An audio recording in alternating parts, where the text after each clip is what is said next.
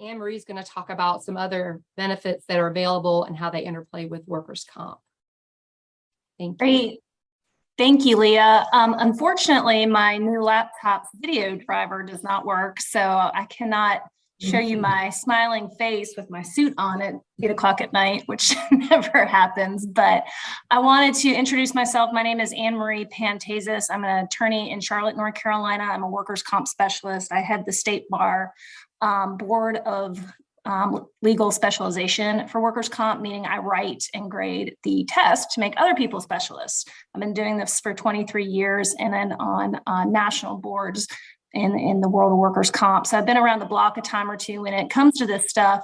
And when Leah approached me almost 2 years ago about this epidemic in Asheville, I just really was stunned and thought, this is going to be really hard. Cancer is ubiquitous, cancer is everywhere. How are we going to prove it? Well, in the last year or so, getting to know Brian and Elijah and talking to all the experts and really diving into it and having an opportunity to represent Ben and getting some insight during that case, we really feel that the time is right to revisit that old 20-year-old case. And we're really pushing this forward. And to my knowledge, I think we're the only folks in North Carolina who are bringing these claims at the moment. I'm on the workers' comp executive committee for our plaintiffs bar, and I don't think anybody else is bringing these claims. I could be wrong, but Leah and I are trying to push the ball forward with the help of Brian on the science and on the third party.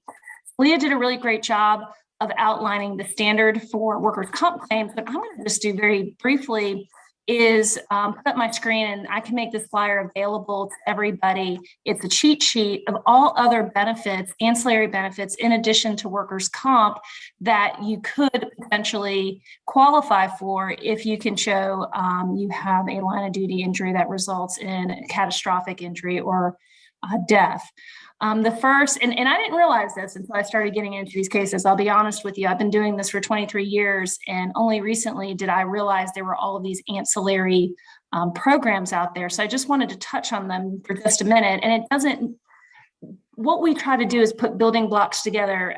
Applying for one benefit, with the exception of the cancer fund, which I'll go into in a minute, does not preclude you from applying for the other fund. So what we try to do is put these puzzle pieces together and put a package together for our clients where we're drawing from all sorts of resources out there where they can, draw some assistance for their families if that happens. What Brian and Eli are trying to do with prevention is preventing y'all from getting to us. But if there is a catastrophic situation, or if there's a cancer diagnosis, or if there's a terminal illness, then I think you owe it to your family to know what these programs are. So the first one is the Federal Public Safety Officers Benefit Program. That is a federal-based program open to all law enforcement, firefighter, and first responders whose death or catastrophic injury was a direct and proximate result of a line of duty injury. Right now, that benefit is about $360,000, and that is a one-time benefit. It fluctuates year to year. It's split between spouse and children. So that is definitely something to know about. The next is the North Carolina Public Safety Employees Death Benefits Act, or more commonly known as line of duty death claims. This is administered by the North Carolina Industrial Commission, which is the same agency that administers the workers' compensation system. Their eligibility for up to there's a $100,000 payout if you can show that your death was the result of a line of duty situation. And there is a presumption for these 6 cancers. So if you have a diagnosis of one of these 6 cancers and you pass away, then your family will get $100,000 split between your spouse and children. There's also presumption for a heart attack occurring within 24 hours of responding to an emergency. So that's another ancillary benefit that's good to know about. And these are open to volunteer, both of these programs, volunteer and paid. Next are just paid benefits, local government employee retirement system, or ledgers. A lot of city firefighters are part of the ledgers disability retirement system or retirement system. I just listed the qualifications to apply for medical disability, and that's what Ben ended up doing before he came to us, he got on his Ledger's disability retirement. And again, you can get both disability retirement and workers' comp with no offset. And the standard is that you have to be permanently and totally disabled from the performance of your usual job, which means if you can't be a firefighter, you could qualify if you have 5 years of service. And you have to resign as a condition of receiving those benefits. So that's what we call medical retirement. The next is your state pension. So if you're at an age where you're past medical, once you reach your retirement age, which is 55 for law enforcement and 5 years of service, or 25 years, you can do early retirement at 25 years of service with at least 15 years of law enforcement. If you are eligible for this full retirement, that's when your Ledger's disability stops and your full retirement starts. There's also a firefighter and rescue squad workers pension and disability fund. It's less money, but it is still a fund that will pay $180 a month to your beneficiaries if you become disabled.